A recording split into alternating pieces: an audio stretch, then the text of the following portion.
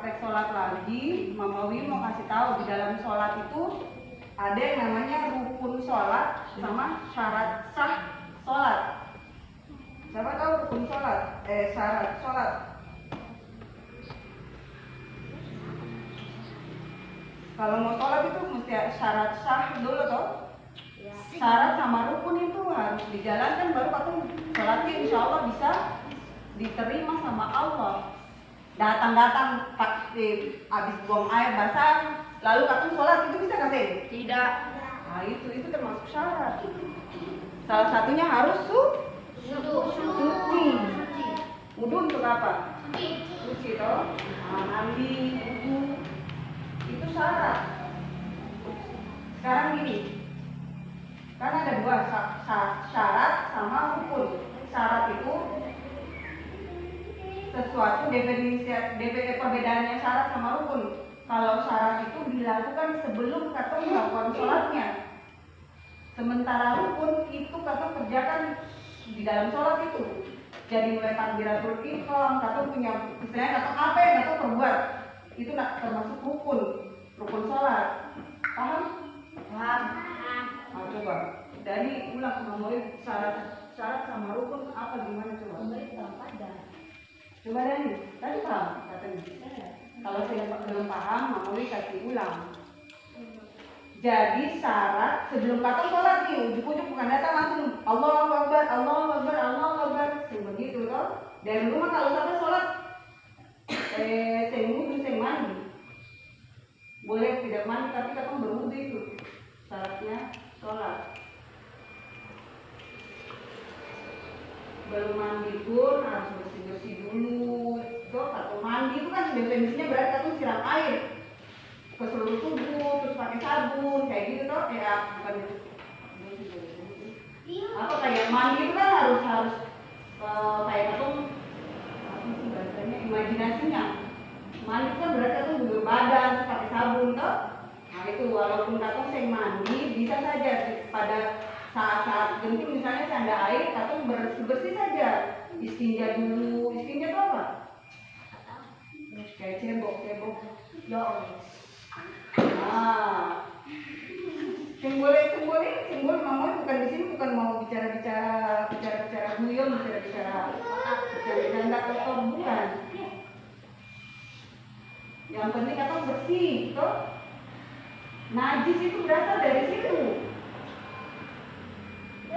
Kencing, buang air besar, kencing sama buang air kecil sama buang air besar itu najis. Orang Islam itu bersih, makanya sebelum sholat katong itu harus bersih dulu toh.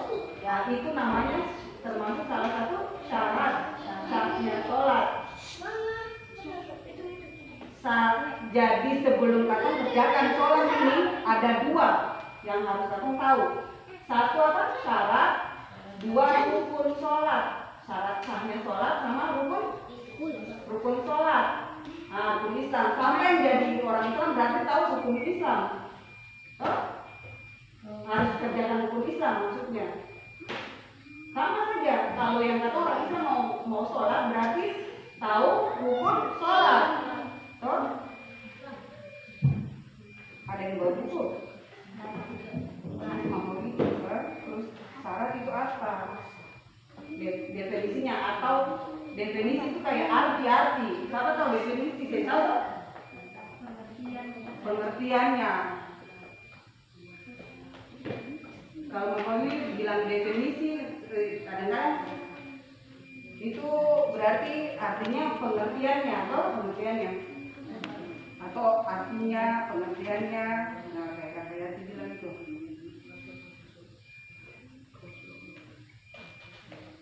Oke, sebelum katong sholat harus apa dulu? Yang tadi dua wudu.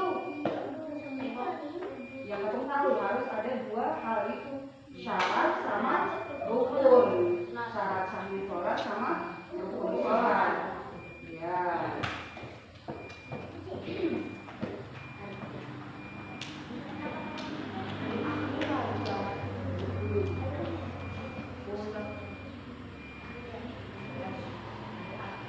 Maka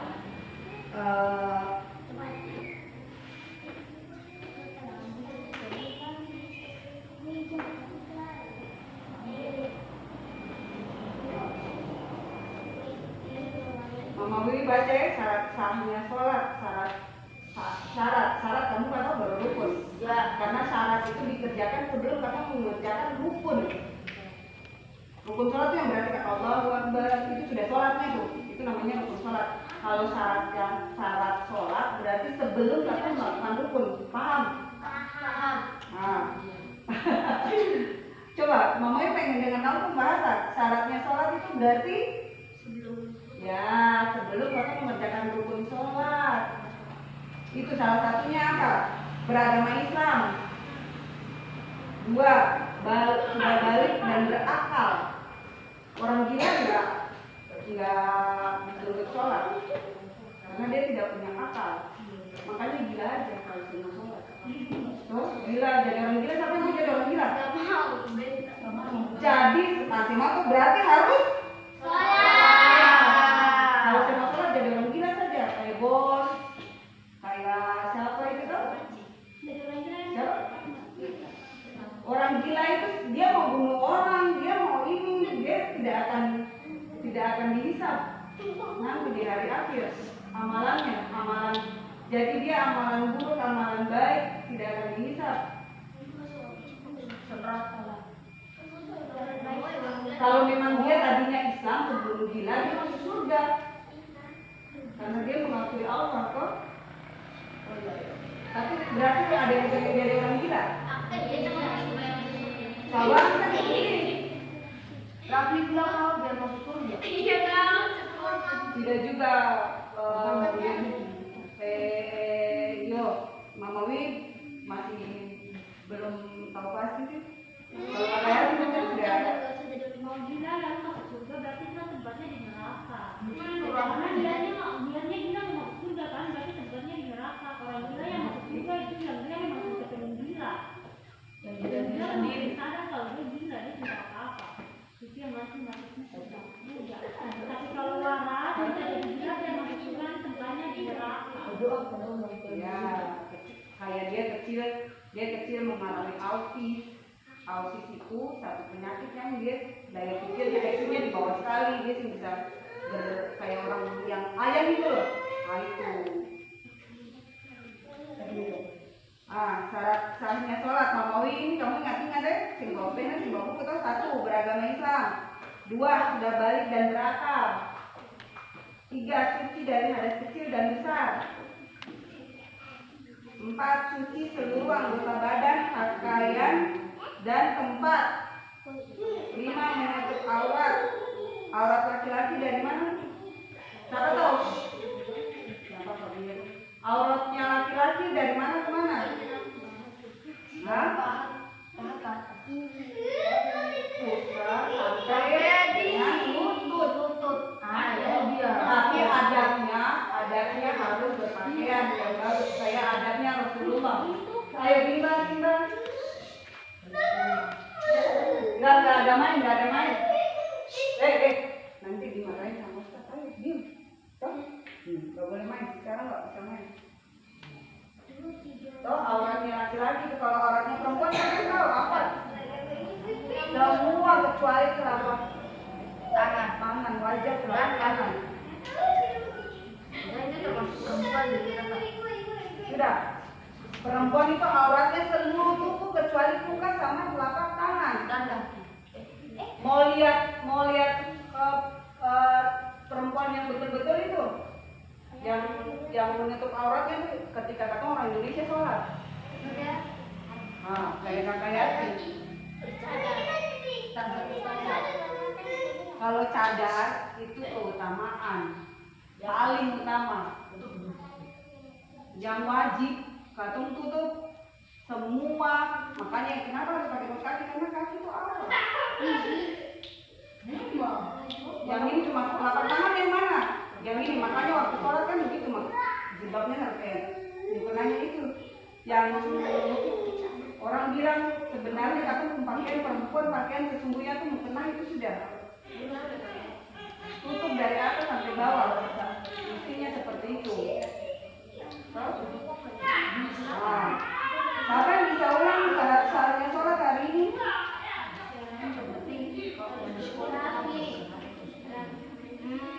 ada skatingnya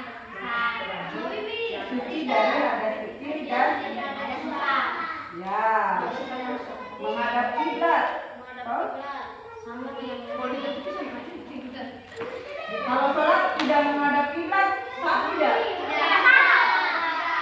Mamawi datang-datang, Mamawi sholat ke arah pintu sama sah atau tidak? Nah, harus menghadap kiblat. Coba kata ulang sama-sama. Satu, beragama Islam. Bilang. Satu, beragama Islam. Satu, beragama Islam. Syarat sah sholat.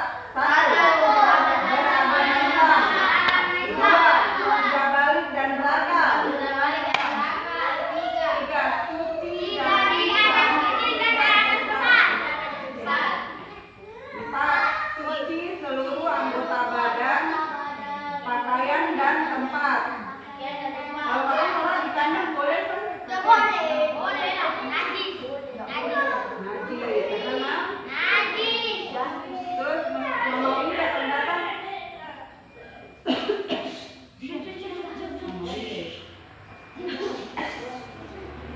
Mamawi datang-datang langsung sholat sih pakai jilbab. Sama sih. Karena apa?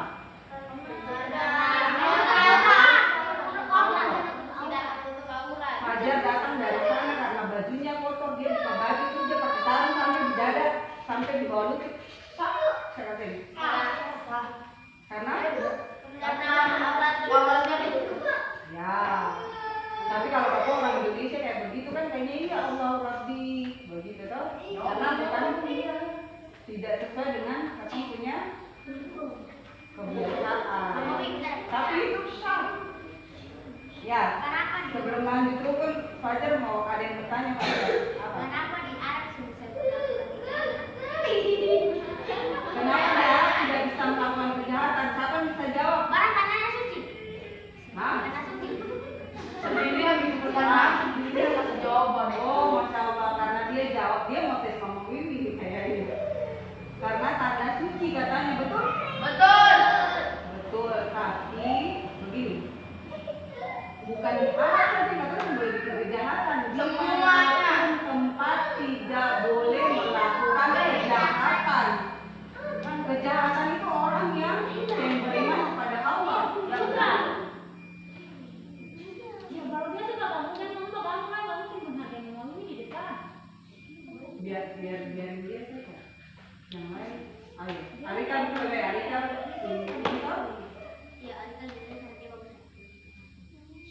Jin sama mau ini gimana sih? Jin mau ayo. Sudah paham loh. Besok kalau bisa besok hari Sabtu siapa yang datang katong bawa buku. Toh ada yang bawa buku tulis, pena supaya katong tulis. Sebelum katong melakukan itu katong ini kakak Lia ada minta ya katong berwudu yang baik dan benar. Nanti insya Allah kalau ada waktu, kalau katong sudah habis belajar rukun sholat, syarat sholat sama rukun sholat, katong belajar wudu. Katong panggil kakak Lia pengen ngajar wudu. Itu BH itu dok. Jadi dari dok bukan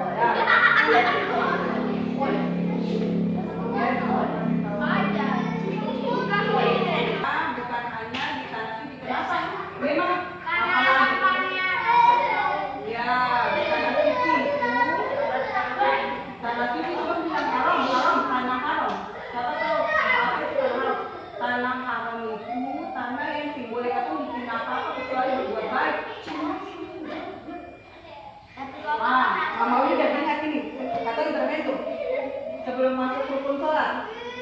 Tadi saatnya sholat, nanti abis ini baru kata ulang ya, Mama ya evaluasi. Tanah haram itu satu di Madinah, satu di Makkah. Makkah. Itu dialek aja Makkah. Kalau Mama itu bukan pada tanah, kenapa sampai disebut haram lagi? Pada saat Dajjal turun, tadi kemarin Ustaz Alfian baru kasih sama Mama Window tentang hari pembalasan atau hari kiamat atau hari akhir yang di surat Al-Fatihah pemilik hari pembalasan. Allah itu tentang apa? Dajjal itu Mamawi baru dia tapi di YouTube sih Mamawi kalau belajar Islam ini kita ada kan di sini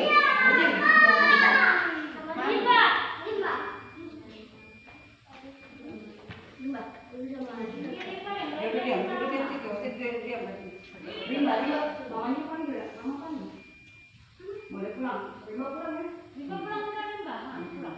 Masya Allah, mama udah di tracking,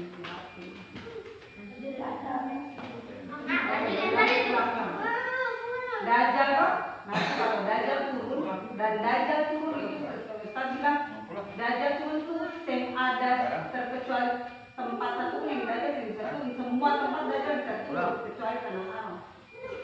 Yang di Madinah itu Dajjal turun semua tempat kecuali pas ada Mamawi nonton gitu, makanya kalau buka di Mamawi wifi sana dia cuma tentang Mamawi ini nonton di YouTube semua yang sebagai Mamawi nanti kamu itu ada berasalnya dari YouTube, dari Mamawi juga belajar. Ada gerbang kok Mamawi baca di Kolbi ya, untuknya sama jadi namanya Umi Kolbi kalau tidak salah. Itu dia untuk tuh kasih tunjuk bahwa ada pintu gerbang satu di Madinah itu nanti ada Dajjal itu dia cuma bisa berdiri di tempat tanah itu dan itu ada dalilnya. Ngomongin sih apa dalilnya itu hadis ada firman Allah hadis kalau dalil itu berarti ada di hadis dan firman itu dalil tuh yang keempat orang Islam tuh berpegang pada Al-Quran dan hadis. Nah itu namanya dalil. Alasan dalil. Dajjal ada tanah di dalam hadis itu dia ada tanah yang dia mengandung garam ada jauh dari laut. Ngomongin sampai garam itu harus dan gue buktikan bahwa di situ pas gue terasa itu tanahnya ternyata asin dan orang besar kan bisa saja tipu-tipu loh. Orang besar itu kan susu kayak apa begini kan berarti bisa berbohong. Anak kecil yang masih belum sekolah dia coba ibunya suruh dia coba rasanya gimana nak? Nggak enak asin kayak garam gitu. Berarti alhamdulillah katanya terlahir jadi orang Islam. Supaya kamu apa? Kamu harus belajar tentang Islam, mengaji, sholat, itu semuanya yang bisa. Oh Syekh dari Rafi, stop. Kita beli yang kecil, yang besar di dia punya.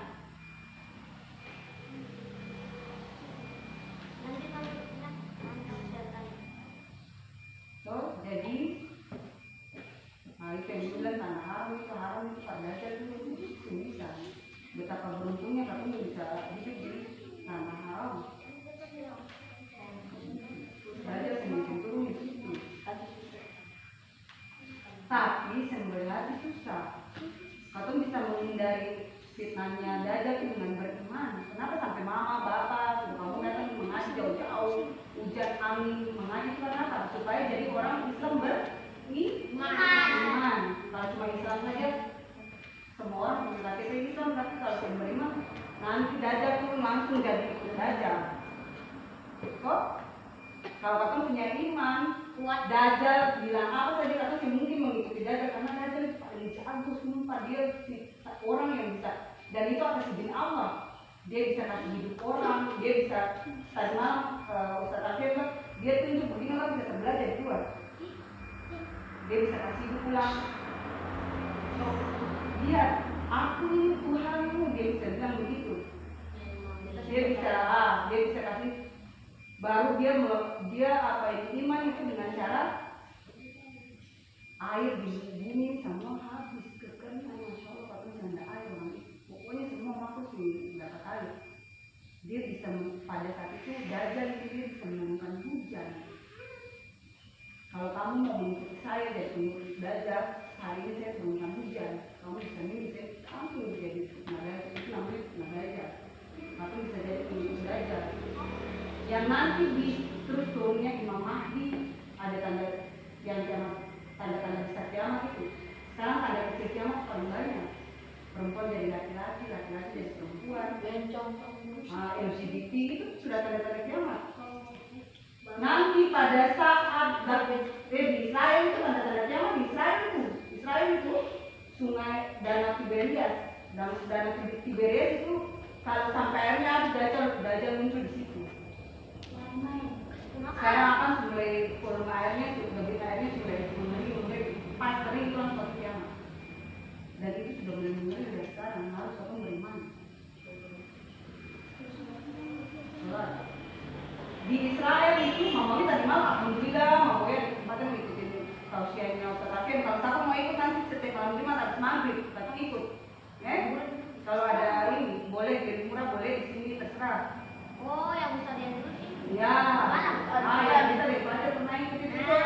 Minggu ini kan ada lah. Kemarin kan baru tentang 3 ayat. Al-Fatihah. Sekarang ini 4-5. Sekian dan tinggal dengan berapa? Memang setiap hari tentang Dajjal sih. Cuma karena kan ilmu. Setiap langkah Allah janjikan surga. Yang kata mau menuntut ilmu itu Allah janjikan surga. Setiap langkah itu surga. Kata Song. Setiap malam Jumat habis maghrib kalau mau ikut. Iya, pakai gamis ya, pakai rok. Begitu saja siapa apa yang penting jilbab, sopan. Di sini habis maghrib, datang sholat maghrib lalu tunggu di sini, datang sama-sama dengar tausiahnya Ustaz Alfian. Toh? Bukan malam Jumat nanti, insya Allah minggu depan, karena tadi malam. Insya Allah. Tunggu tuh. Nah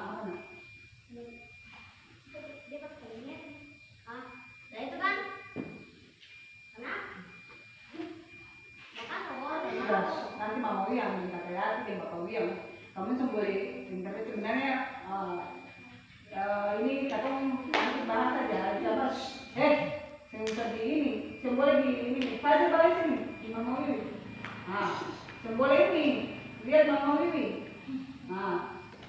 oke lanjut Mama Wiwi dari Danau Tiberias itu satu lagi sudah ada bencong LGBT perempuan dengan perempuan, laki-laki dengan laki-laki gitu. Itu tanda-tanda kiamat. Perempuan menyerupai laki-laki, laki-laki menyerupai perempuan. Terus sekarang di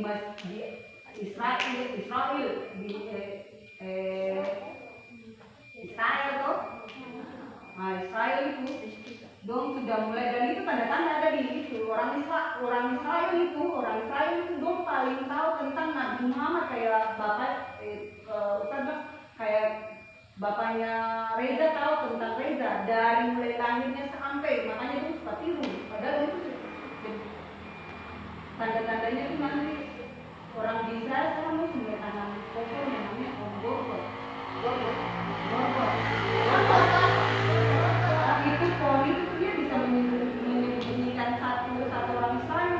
Jadi kalau pas Imam Mahdi turun itu kan bisa sambungin di situ. Dan itu memang sudah ini ada dalilnya. Tadi malam Abawi kenapa dalilnya? Kita bilang. Dan mulai itu dari tanda-tanda kiamat. Tinggal tanda-tanda besarnya saja. Dajjal muncul, 3 tanda besar Dajjal munculnya Imam Mahdi sama munculnya Nabi Isa alaihissalam untuk menyelamatkan orang beriman. Masya Allah, Nabi Isa itu turun. Jadi orang-orang ini yang beriman itu nanti bisa merasakan kiamat. Sebelum itu tuh ada yang namanya tuh muncul Majud dan Sajud. Ya, itu. Oh, yang pasukannya kayak pasar. Ya itu datang tuh, bumi 1.000 langsung muncul lah. Majud dan Sajud. Majud dan Majud. Dan Majud. Ya. Majud. Oke, kembali ke laptop, kembali ke HP. HP iPhone. Oh iya, iPhone. Syarat-syaratnya sholat siapa yang tahu? Pertama, beragama Islam. 2, sudah balik dan 3, suci dari hadas kecil dan besar.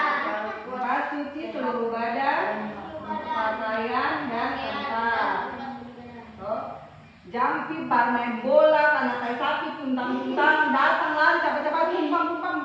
Wudu, sentuh kata itu, sholat, gak sah. Tapi kata mamanya bicara kan? Iyo, mamanya gak mah. Ada kalau habis main senjata sing manis, sing apa ya deh. Sentuh kata itu tai sapi, sekarang di akan calana-calana tuh. Datang sholat Allahu Akbar, malaikat tulis, buku dosa lagi. Sholatnya biasa dan tidak dianggap sholat pada saat itu, betul kan? Betul. Karena sholat biasa, percuma kata bangun. Apa yang kata kerjakan tidak dicatat sebagai amal soleh, amal perbuatan yang nanti pada saat hisab atau patong. Dosa itu bisa dihapus dan tidak ada yang tidak bisa dihapus. Jadi pada saat hisab, atau makanya sering-sering aja namanya manusia itu pasti berdosa saja. Tapi bagaimana pada saat hisab, atau timbangan amalnya lebih berat, nah itu pasti ada dosa saja. Nanti tuh pada saat yaumil akhir, hari akhir itu kayak televisi basah ya, layar tancap itu ya. Putra ada apa panggil putra? Bin siapa maju? Putra berdiri baru putra tidak bisa bicara apa-apa lagi. Bukti semua itu ada. Yang putra bikin semua Allah tidak bisa berkata mulut, tidak bisa bicara, ini buktinya. Lalu timbang. Kanan yang amal perumpamaan. Kanan ini amal baik, amal buruk. Pas ini jatuh surga. Amin. Pas buruk jatuh neraka kau. Sebelum katung sampai di yaumil akhir, siksa kubur tuh lebih kejam loh. Sebelum katung dapat itu, katung di dalam kubur tuh siksa. Yang sing sholat, siapa yang rajin mengaji, ada riwayat mamoi pernah baca lagi. Dia ini paling tiap hari sama Al-Quran, jadi kayak besti. Siapa tahu besti? Besti itu apa? Kalau kita besti itu apa? Ada kan sih? Dia ini bestinya Al-Quran. Si Fulan ini yang meninggalnya, mamoi mau cerita nih. Bestinya itu Al-Quran. Pas saat dia meninggal, ada seorang tampan, bersih, gagah duduk di sampingnya dia. Pas datangnya malaikat siapa? Malaikat Jibril. Penjaga kubur.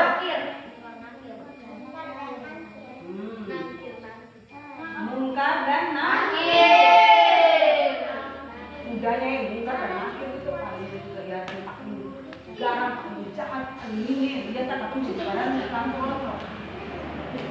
Belum dihukum baru lihat berat kudanya datang begini, belum datang pokoknya itu datang. Langsung ada laki-laki itu bersaksi, ada seorang tampan di samping si Fulan. Langsung dia bersaksi. Akhirnya terhindar dari siksanya oleh malaikat mungkar dan nakir. Karena saksinya. Jangan dia ini adalah sahabat, tolong jangan siksa dia, jangan jadikan dia seorang yang tersisa dalam kubur. Siapa kamu? Don't tanya. Saya adalah Al-Quran, sahabatnya. Tiap hari dia pegang, dia baca, dia belajar semua itu, insya Allah. Akhirnya dia terhindar dari siksa kubur. Kuburnya dilapangkan sama Allah. Dan itu betul-betul ada. Jangan kamu kira cuma cari-cari. Mama Wi kata ya, Bapak Wi dong cari lain bisa. Supaya kamu tahu lah, kamu bikin surat terserah atau aktif. Yang terserah kamu. Yang penting kamu sebagai orang tua, orang yang lebih tua dari kamu yang sudah pernah dapat pelajaran itu sebelumnya, kamu kasih tahu lah kamu. Kasih tahu kalian. Soalnya Reza nggak ngerti kamu apa. Jadi kita kasih tahu kalian. Paham? Oke. Untuk hari ini kita belajar syaratnya syarat sah sholat. Besok kita lanjut dengan rukun sholat. Kalau ada yang bawa buku supaya nanti ada evaluasinya. Terus untuk minggu depan hari Jumat kalau ada waktu aku minta kakak Lia ya belajar wudhu. Oh ya nanti kalau belajar wudhu nanti katanya cari waktu dulu. Karena udah mau maulid lah ya.